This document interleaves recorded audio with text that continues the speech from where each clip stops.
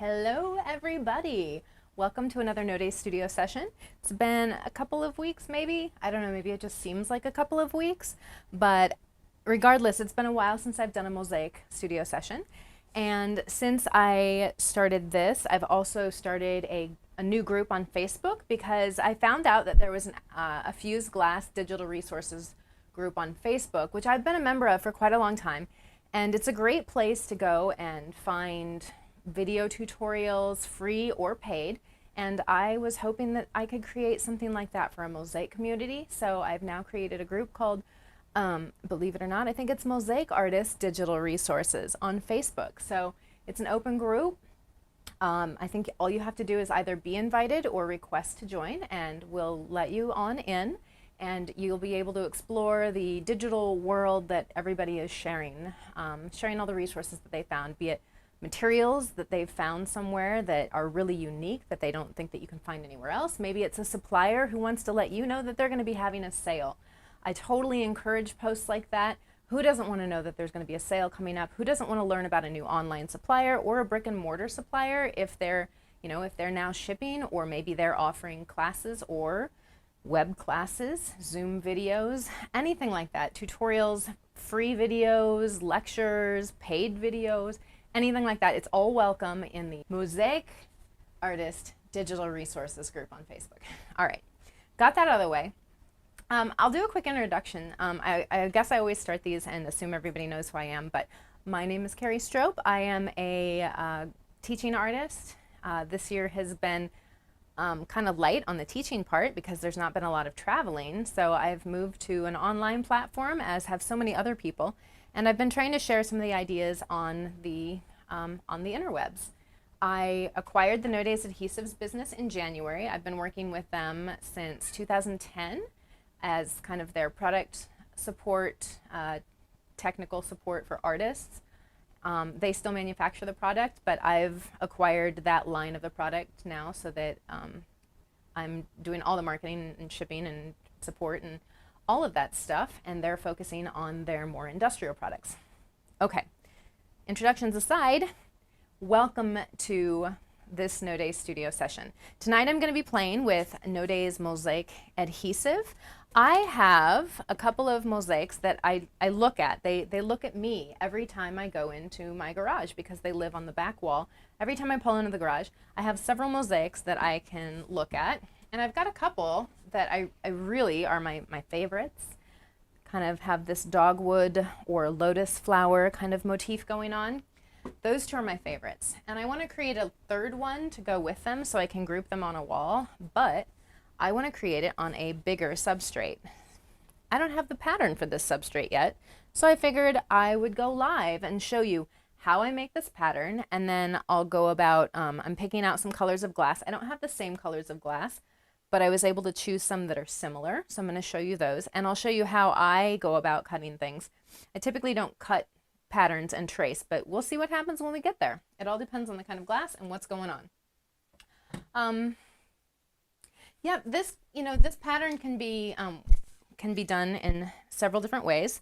I've got, the same color of glass that goes along the edges on some of these. Some of these don't have any glass on the edges. Some of them use transparent glass with foils so that the glass actually sparkles, so it makes it look like it's fancy glass. That's just aluminum foil behind some transparent glasses. And then, I've got just different color schemes. So I have picked out the color scheme that I want to try, and it's gonna be in the same vein as these guys right here, kind of the pinkish flowers with the greenish background. But I'm running low on this pink iridescent, so I'm going to fill in with a different color. But before I can even get there, I need to actually design my pattern. So let's get to it. My clean workbench, I am going to start with, I've got this really great paper here. If this were a smaller, piece of, my substrate is particle board on this one, it looks like, MDF or particle board plywood. I think particle board is what I'm going for on the bigger ones. If I was using a smaller one, like the 8-inch ones that I did before, I wouldn't have to worry about such a big piece of paper. But what I'm working with this time is bigger. And it is, let's turn it back this way so we don't blind you with the light. It's about 11.5 inches around, right? So I've got an 11.5 inch round, and I've got a mirror on it that is roughly 6 inches, but about 5 7/8. We're gonna show you how we deal with that here in a second. But a lot of my patterns are very hands-on. Even though this is going to be a symmetrical pattern, I don't have a lot of tools that I use. So I like using a very fine point Sharpie. You know, the finer the point is, the easier it is to get a nice crisp line. And it's also a very nice size for a mosaic, for the interstice, right? For the middle where the grout line is going to be. It's a really nice size. All right, that should help you see it a little bit better, right?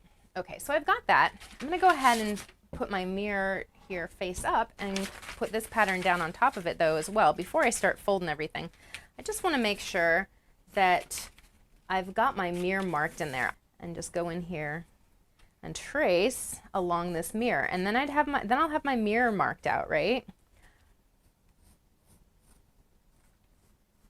Now this might be kind of a backwards way to create a pattern, but I was on a roll a few years ago and decided I was going to make a ton of these mosaic mirrors, and I needed to put the mirror in the middle first, and then I was going to go ahead and finish it, but I never really got around to doing much of anything with it, because as so many people, I'm sure you have experienced this as well, where you have an idea and you don't necessarily get started on it right away, and the idea doesn't come to fruition just right away, right? Okay, so here is my basic pattern. Now I know that I want 4 large leaves. Let's just bring this in here so you can see. Actually, they're petals, right? I want 4 large flower petals, and then I'm going to have 4 smaller flower petals. And then I'm going to fill in the background, and I'm not really sure how I'm going to do that yet. It depends on what everything looks like. I might just cut all the pieces to fit exactly. Doing a mosaic this way is really kind of speeds the project along. It doesn't take advantage so much of your scrap pieces because you need some fairly large pieces to cut this way. And there is an actual name for the andamento. Opus sectile. So I've got this pattern. So basically what I need to do now is split it in half, and in half, and then in half the other way, right? So if I had a compass or protractor, you could draw it and everything, but the easiest way to do this is really just to fold everything. So the only thing I need to do, and I don't know how well you can see through there, is that line's there. I just need to line up those lines. And I have a light table that I use a lot of times for this, and I'll probably end up pulling that out a little bit later here to show you when I'm cutting the glass. I just want to get a nice strong crease here. But another thing that you can do if you don't have a light table, you can always take your phone and put it underneath with the really white screen, turn the brightness up really high, and then you can kind of see, or if you have an iPad, that also helps. Or a window up against the outside of your house. You just take this to a window and then you can check that out. I'm going to just look up and see here. It looks really good. Now before I unfold this and fold it again, I'm just going to go ahead and fold it this way too. So I've got there. I just need to make sure that my line here is nice and straight. And then I'm going to give this a hard crease as well. So now I've got the 90-degree angles folded, and I want to do one more in half that way. So guess what? I'm going to fold it one more time. And I'm going to take this side that has the one crease and fold it over in the hopes that everything kind of stays a little bit closer. And after I do this, I'm going to go back and double check. It's pretty close. When you're cutting or creating your pattern this way, the lines are pretty close. Sometimes they're not exact, so the pieces aren't exactly the same, but if you can get them pretty close, that's generally good enough. All right, so here's my pattern, right? I've now got it divided. Here's going to be one flower petal, here's going to be another flower petal, and another, and another. And then I'm going to have some in the middle. Now I'm going to show you first how you can do this without a light table. All it involves is a graphite pencil.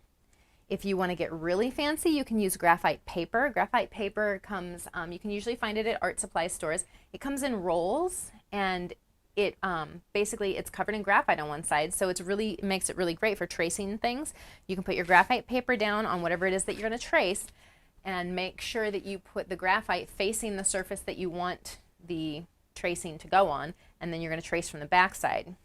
I have some of that. I might pull that out and show you how that works too, okay? So the first thing that I need to do is figure out what my pattern needs to look like. So I know that this is going to be, I'm just going to mark this here so you need to mark this here so you guys can see it, right? This is going to be my center point for my big petal. And it's also going to need to meet here, and it's going to need to come over here. So first thing I want to do, and I'm just going to do this because there's a mirror here and I know that I don't want to go all the way. I'm going to go ahead and go over this part of it with a Sharpie. Since I'm going to be doing a dogwood flower / lotus design here, I'm going to work on my big one first, and as I'm cutting or drawing, I want to kind of keep in mind how I'm going to be cutting this and what it's going to look like. I don't want it to come too far out this way so that I end up with a really steep design here, and I don't want it to come too far in that way, right? I want these to be nice meandering lines. I'm going to be more successful because I want to cut with my hand cutter, not with my saw. There's no reason to cut with a saw unless the cuts are impossible cuts, and I want to try and design with possible cuts in mind. Okay, so I'm just going to kind of sketch out this one, kind of looks like it went, we'll just see what it looks like first. I'd like to kind of give myself a rough sketch and see how this looks, and do I want to be, maybe I want it to come out a little bit like this, have a straight edge before it comes up, maybe, right? That looks kind of cool. I've decided that I like this. Sometimes it takes a few sketches over and over before you actually decide if you like something. So don't be afraid to use your eraser. I actually have a big eraser, a fancy eraser. I rarely use this guy because it would be gone before long, So this eraser is my friend. Okay, and I'm going to come in here, and I just want to get a nice graphite line laid down. Right. Okay, so I think you can probably see that side, right? There's that side. I'm going to go in here and just clean up this little bit. Won't really make a difference, but helps me to see it better. Okay, now what I want to do, and hopefully I can see this without needing the light table, I'm going to flip it over on this line because I want to copy this side. All right, so I'm going to flip it together, and I'm going to come in and trace on the back side of this, and then when I open it, I'm going to see the ghost of a line because it's going to pick up some of the graphite from that pencil. So this is how you can do this without using the graphite paper that I was telling you about, or without a light table, right? So I'm just going to come in here like this, and I give it a really hard push because I really want there to be some graphite left over, because I can also use that side now when I open it back up again. So now I've got this great pattern there. I could come over and I could flip this like this, and now since I've got this paper there, or that graphite line there, I could transfer the graphite line there, and then I'll be able to see it again from the other side, right? So it's just a matter of tracing those graphite lines, and then I'll want to go ahead and trace that graphite line too. Now if I had graphite paper, so the graphite paper, Sally's Artist Graphite Paper is what I have, wax-free. So I've got some well-used graphite paper, and this stuff you can generally use over and over again. You can see there's kind of some finger spots there where that was probably used a couple too many times. But let's see how this scrap works for me. Let's see if there's enough graphite left on there. And you can kind of tell when you look at this, you can actually see my patterns from previous mosaics and patterns that I've done like this, right? So one side has the graphite on it, and one side's going to be really matte, so you can't really see. I mean, you'll be able to tell. It's paper on that side. All right, so my leaf is on, or my flower petals are on this side. I'm going to go ahead and put this graphite paper right there, so it's going to line up between that point and that point, and then I'm going to fold this over like this. It's always nice to see what not to do. It helps us learn, right?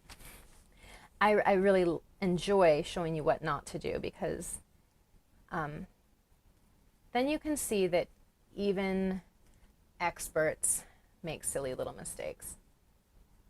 And it's really not the end of the world. Okay, there we go. Haha, there we go. So now I can see there's my second piece. Ooh, I really like what's going on there. That looks really pretty. I'm gonna go ahead and Sharpie this one out because I know this is gonna be the one that I actually use. So this Sharpie line that I'm putting in here is really gonna help me cut the glass when it comes time to cut it.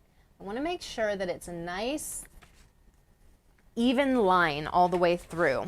So when I cut my piece of glass out, I'm going to cut to the inside of this line here and the inside on the line there. Okay, so now I've got my line. I'll be able to see where I'm tracing. Graphite goes down. Okay, there we go. Now I can see my line again. So I'm going to come over here and make a line that comes out there. And I'm going to follow this line here.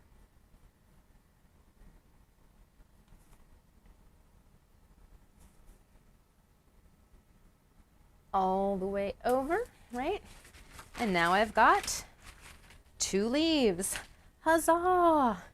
But I'm gonna work on this leaf here now. It's the little leaf, the one that goes in between these 2, right? So I'm gonna copy these 4 all the way around, and now I'm gonna have a little piece here. And this cut looks pretty manageable. There aren't any deep inside curves. Now it's time to go for this guy here. So I'm just gonna do the same thing. Fold this in half there and bring this. I'll just show you because, you know, I know some people are gonna really wanna know how you can do this to make them match perfectly. All right, so I'm just looking here to make sure that my lines, my Sharpie lines underneath match. I want this line here. See, I've got this extra paper so I can see where my lines go. I want that to match too, and then I'm just gonna give this a crease there. And now I can copy those lines too. Copy with my pencil. I can see through it. I'm on the back side here. If I put my graphite down, I wouldn't be able to see through it. I could possibly flip it. Look at that, I can flip it over. All right, graphite up this time because this is the side I want it on. I'm gonna flip it over. Okay, so I'm just gonna make my lines, and this is all in pencil, right? So if my lines go a little bit over my previous lines, I can use the eraser and get rid of those really quickly and easily. There we go. That side there. And that side there. Okay. What do you think? There we go. So I can just go ahead and come in here with my eraser, get rid of this a little bit there to see it. And now if I wanted these all to be perfectly the same, they're all perfectly the same and I don't need to worry about it. So I'm going to go ahead and Sharpie this guy in here too, just so I have some nice lines for the second pattern piece that I'm going to cut. And guess what? Suddenly, I have all the pattern pieces that I need cut. Look at this. I've got one piece here. I have the second piece there and the background right there. Now on the background piece, it might be that that doesn't quite match that. But if I flip it over, now it's the same. So it's going to depend on the glass that I'm using on the background, and I'll have to remember to flip. If I'm using a glass that doesn't have a lot of texture and that both sides are similar and I don't care which is which, I can cut this out all the same way. But then I would end up like this piece would be right there. And then when I cut the next one out, I'd flip it over and then that would be there, right? Well, this piece of glass is different on both sides. So if that's going to be an issue, it may be easier just to go ahead and number that one 4 and then remember that you need alternating pieces there. It might be that they fit, let's see, they might be exactly the same. I mean, theoretically, that's the same as that, right? Sometimes on paper it's perfect, and then when you cut it, it's a little bit different. But we'll not worry about that now. So, okay, now I've got 1, 2, 3, 4 of the big pieces, 1, 2, 3, 4 of the small pieces, but 8 of the bigger ones, right? I've got 2, 4, 6, 8, or 8 of the smaller ones is what I meant, the background pieces. So I've got my pattern now. I'm going to grab the light table out so that we can use that for cutting. Now, since I have a light table behind me, when I go ahead and flip this over, it becomes really easy to see where all the patterns are, so it makes it really, really easy to trace things. And I'm gonna go ahead and do this way now, because then I can come in here with my pencil, and I'm just gonna trace this line here. Now this is really just to show you guys different ways that you can make your pattern. It's nice to visually see all of your pieces laid out. As you cut, you can always put your pieces down on your pattern, and then it helps you kind of see exactly what everything's going to look like, right? So when I go in here and trace this, I trace everything that I have so far, and then I can flip this over and trace even more. The light table makes it so that I can actually see both sides. Like I can see the graphite pencil on this side, but I can also see it on the other side, right? So when I open it up, really the pencil line is on this side, but when it's against the light, I can see it all over. So now you can see, whoa, it's all there, right? So then I've got that one. I can go ahead and fold this way to get this guy over here. Fill in this pattern piece and fill in this pattern piece here. Same thing over here. Oh, I'm gonna flip it over. But there is my pattern, right? So I don't know if you guys can see that, but there it is. Once I have my pattern out, now I can think about cutting glass. So I think this green is gonna be my background. I'm not sure if I have enough of this green, but I'm gonna think about it. Got this green. I have this much left of my pink iridized glass. This is going to be my small petals. I am fairly certain, look at that, one, yeah, I've definitely got enough for 4. I've got maybe a little bit if I mess up too, so that's going to be my little patterns. So I'm going to take this, and when I'm cutting glass, I want to choose the side of the glass that is the least textured. So I want to choose a spot, and I think you can see, right? You can kind of see through to my pattern underneath, right? So when I'm cutting this, I want to look at the glass. The first thing I want to think about is the pattern on the glass. There's a pattern that runs this way, right? You can see the lines on the glass, they're running that way. The other thing that I want to look at is the iridescent coating, right? So you can see there's gold over here and blue over there. That means when I'm cutting this up, if I've got 2 pieces here and 2 pieces there, I'll have 2 leaves that have a little bit of gold and 2 leaves that have a little bit of blue. My larger piece of glass has texture on one side. It has a lot of texture on one side, right? Okay, on the other side, you can see it's smooth and it's flat, but it has some lines in it too, so there's still some grains in it. So the textured side is going to be up. I like the way that the light plays with the texture on the glass, so I usually like the textured side up. All right, so on these flowers, I'm thinking that I want the texture running this way and the grain running this way. So these pieces are all going to be cut this way. So the grain is going to be running straight out to the points. So I need to think about, on this piece of glass, do I want those grains to be running the same way? And the answer is yes, I do. Which means that I'm going to get creative, and I'm going to have some iridescent glass that's kind of split up in different areas, right? So my iridescent coating is going to change depending on where it is. Some people like to trace all of their glass pieces. You don't necessarily have to, but when you're laying out a piece of glass, if you're laying this out on your pattern and you're really trying to make the most of your space, if I had a piece of iridescent glass that was that big and I only needed to get 4 little pieces out of, I wouldn't need to worry about tracing as much, but I need to make sure that they're all going to fit there before I actually commit to cutting something, because I don't want to cut this and then find out that this little bit of irid glass that I have isn't enough for the whole pattern that I've made. So I'm going to go ahead, and I think that's kind of a nice spot. I do like that. So I am going to trace this. So I'm going to come in here, and I'm trying not to get my head in front of the view for you all, but I need to make sure that my tracing is just right on the lines. So this is like back to elementary school and before, to where you trace on the lines, exactly on the lines, right? And then when we cut, we need to make sure that we follow our lines and we follow them consistently. This line is the grout line. The grout line in stained glass would be the lead line. The glass can't go over that line, and we want it to be a consistent thickness. So we want to cut, we're going to trace exactly on top of the line, and then we're going to cut the line off. Okay, so when I go to cut that, I'm going to be cutting to the inside of the line, and any of the marks that are still there, those will be the lines where maybe I want to grind my glass to get rid of that. All right, so there's number one. And I'm not going to bother about numbering these because my pieces are so consistently different, like the sizing is so different, I don't need to worry about it. I know that I need 4 of these though, so I'm going to pick another one. Here is a trick that we do there. We have a ton of clear scrap stained glass. So what we usually do in this instance, if you can't see through your glass to the pattern underneath to be able to cut those lines, you can take a piece of clear glass and slap it down, cut that out, and then you really want to look hard at it and make sure that it matches your pattern exactly. Then you've got a piece of glass that you just take and put wherever you want and then trace it around, and it works really quickly.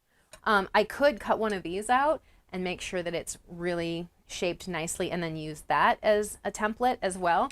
I'm going to go ahead and trace this. Now, the last piece of glass that I did, you can see that I didn't put anything up against the edges, right?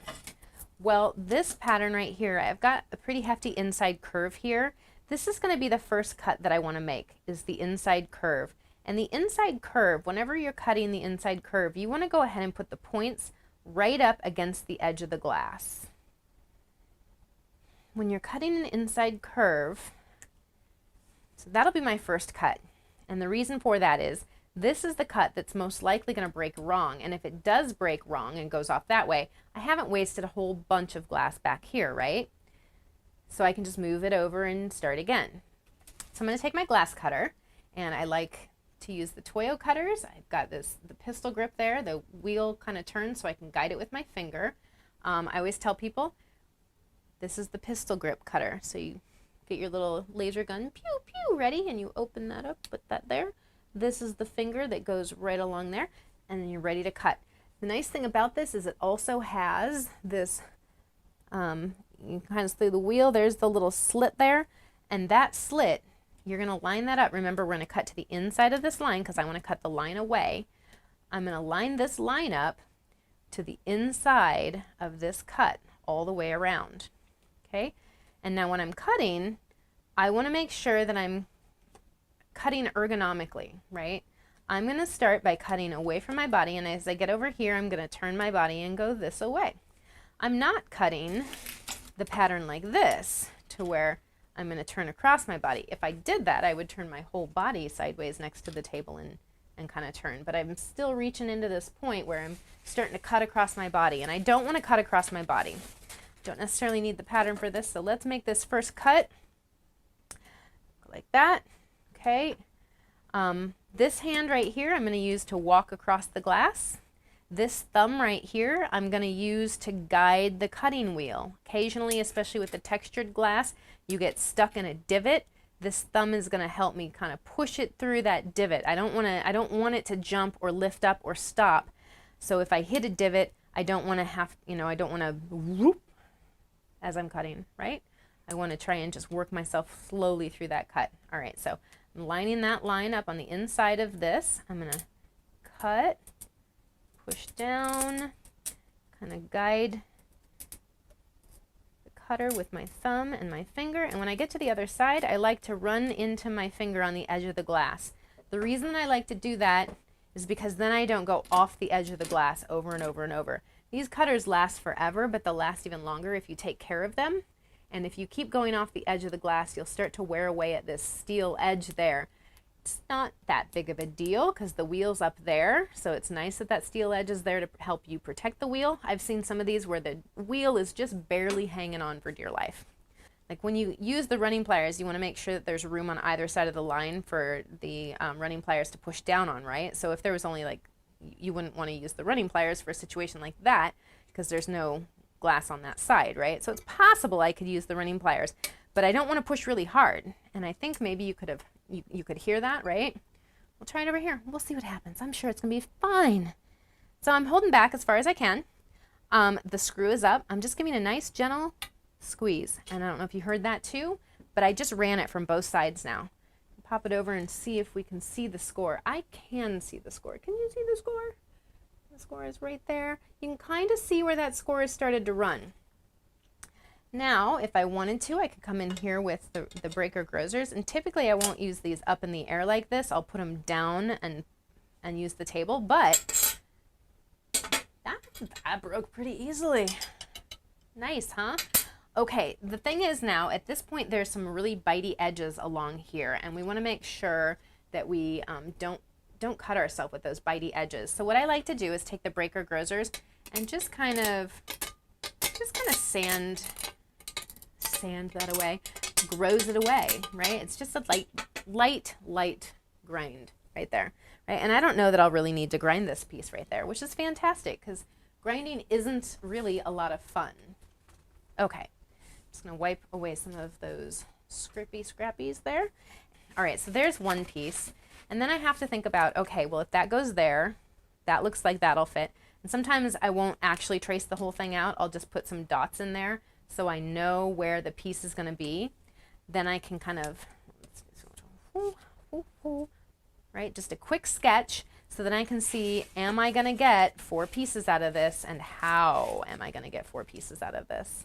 Like this would have to be really, that would kind of go up top here, right? And then, is it gonna work? Is it gonna work? See, I don't know if it's gonna work. Oh, you know what I could do? Let's see if this works better. Ha ha ha. Cross your fingers for me, right? Okay, we're gonna put this there. And does it? Does it? Brilliant. All right, so there are my 4 pieces. Okay, so here's my pattern. I go in here and I can trace this really easily now because I don't have the glare from the overhead lights fighting me. Because this light is, this glass rather, is pretty dense white with pink streaks in it. And this is going to help. Now, did you know steel wool is a really great eraser for Sharpie or paint pens on your glass? You don't want to use steel wool on iridized glass though. If you use it on the iridized side, it will make a gray mark on the metallic coating. So I'm going to show you a different cutter now. This cutter right here is a Thomas grip cutter. Notice it's got this little swingy here. It's also a Toyo cutter, so the head still, give you this, the head still swivels, right? Still got this little line there for the wheel, so you can see where that is. And instead of the pistol grip here, you spread your hands and hop on the saddle, right? There's the saddle. Hop on the saddle and then wrap your hands around, and your finger can come up here and steer the wheel. This thumb is going to guide the glass. These fingers are going to do the walking. All right. All right, so for this one, I'm actually going to shift this around so that my finger's on top and my other finger's on the side there. Still walking and guiding with my thumb here.